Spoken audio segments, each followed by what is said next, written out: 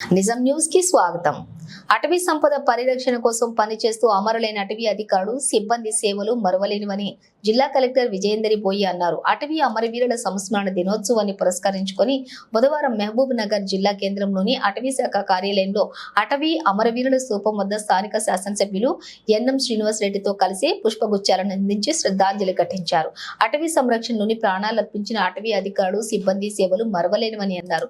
అటవీ సంరక్షణలోని ప్రాణాలు కోల్పోయిన వారి సేవలకు గుర్తుగానే ప్రతి సంవత్సరం కూడా సెప్టెంబర్ 11న అటవీ అమరవీరుల సంస్మరణ దినోత్సవాన్ని నిర్వహించుకుంటున్నామని తెలిపారు. రాష్ట్ర వ్యాప్తంగా 23 మంది అటవీ అధికారులు సిబ్బంది అమరుడైనారని, అటవీ సంపద అయిన కలప అక్రమ రవాణా జరగకుండా నిరోధించే క్రమంలో వారు ప్రాణాలు అర్పించారని, ప్రతి ఒక్కరూ చెట్లను రక్షించుకోవాలని, మన జిల్లాలో అటవీ శాతం తక్కువగా ఉందని చెట్లను విరివిగా నాటాలని అన్నారు. ఈ సందర్భంగా అటవీ సంరక్షణలోని ప్రాణాలు కోల్పోయిన జిల్లాకు చెందిన అటవీ శాఖ అధికారులు సిబ్బందిని స్మృతిస్తూ అమరవీరుల స్థూపం వద్ద శ్రద్ధాంజలి ఘటించారు. స్థానిక శాసనసభ్యులు ఎన్ఎం శ్రీనివాస్ రెడ్డి మాట్లాడుతూ అడవి సంపదను సంరక్షించే క్రమంలో ప్రాణాలర్పించిన అటవీ అమరవీరులను స్మరిస్తూ అడవి సంపదను కాపాడుకోవాల్సిన బాధ్యత మనందరిపై ఉందని, ప్రతి ఒక్కరు కూడా మొక్కలను నాటాలని, అడవులను నమ్ముకొని బతుకుతున్నటువంటి చెంచులు, లంబాడ ఇతరుల జీవనోపాధికి ఎటువంటి భంగం కలగకుండా అడవులను సంరక్షించుకోవాలని అన్నారు.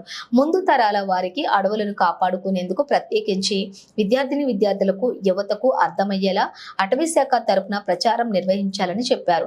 రాష్ట్రంలోని కుంటలు ఆక్రమించి నిర్మాణాలు చేపట్టినటువంటి వారిపై చర్యలు తీసుకోవడంతో పాటుగా అక్రమ కట్టడాలను కూల్చివేయడం జరుగుతుందని, అలాగే అటవీ సంపద కాపాడుకునే విషయంలో ఎవరైనా అడ్డు వస్తే సహించేది లేదని హెచ్చరించారు.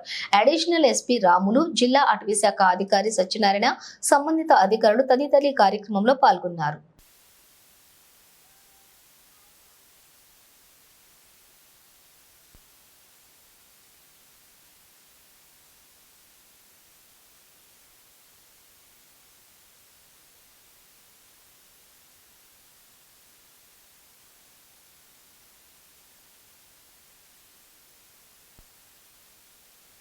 మొదటి తుఫానికి వస్తున్నాం.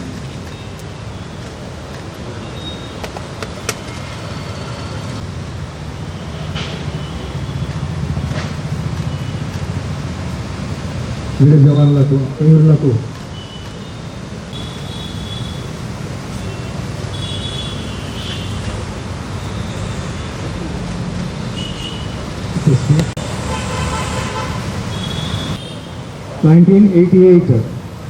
ఆ సంవత్సరంలో అక్రమ సందర్భంగా ఇక్కడ మనం అటవీలు కాపాడుకుంటూ అమరులైన అటవీ అధికారులందరికీ కూడా అంజలి ఘటిస్తున్నాము. జీవితం హ్యాపీగా జరగాలంటే కూడా మనకి చెట్లు అవసరం. అదేవిధంగా దేశంలో అటవీ ప్రాంతం అనేది రక్షించుకోవడం చాలా అవసరం. మన జిల్లాలో ఇంకా కూడా అటవీ ప్రాంతం తక్కువగా ఉంది. ఇంకా కూడా మనం చెట్లని ఎక్కువగా పాతుకుంటూ ఈ వన మహోత్సవం పేరుతో ఈ మధ్యన మనం చేస్తూ ఉన్నాము. బట్ ఇంకా కూడా ఎక్కువగా చెట్లని పాతుకుంటూ ఈ పచ్చదనాన్ని పెంచాల్సిన అవసరం ఉంది. అదేవిధంగా ఆల్రెడీ ఉన్న అడవులని కూడా ఇంకా వాటిని పోషించుకుంటూ ఇంకా అటవీ సంపదని పెంపొందించాల్సిన అవసరం ఉంది. దాని గురించి కృషి చేస్తున్న మీ అందరికీ కూడా నా శుభాకాంక్షలు. ఈ సందర్భంగా మరొకసారి అటవీ అమరవీరులకి నివాళులు అర్పిస్తున్నాను.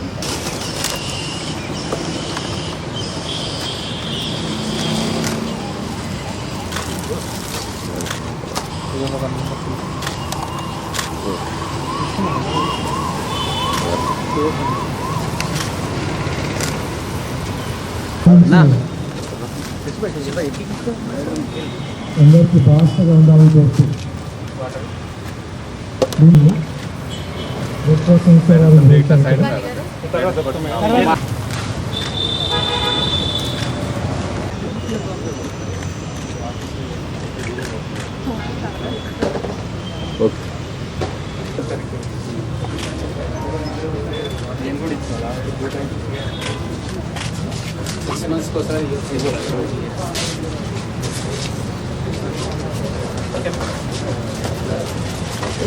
శాఖలో పనిచేసిన అమరవీరుల సంస్మరణ దినోత్సవం ఈరోజు జిల్లా కేంద్రంలో అటవీ శాఖ కార్యాలయంలో కలెక్టర్ గారి సమక్షంలో జరిగింది.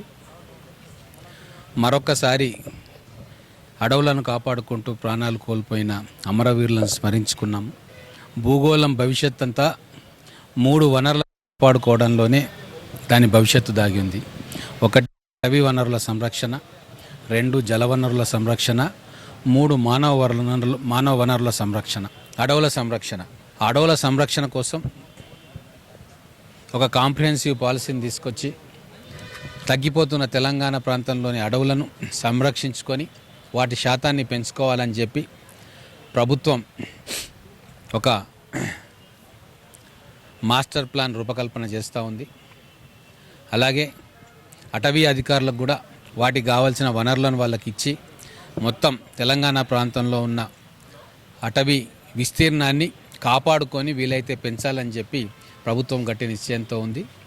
అందుకే ఈరోజు మళ్ళీ ఒకసారి ఆ అమరవీరులను గుర్తుకు చేసుకుంటూ ఆ సంస్మరణ దినోత్సవం రోజు అడవులను కాపాడుకోవాలి, చెట్లను పెంచుకోవాలి, చెట్లను కాపాడుకోవాలి, అటవీ భూముల ఆక్రమణను తొలగించాలా అని చెప్పి మరోసారి పునరంకితమైనం.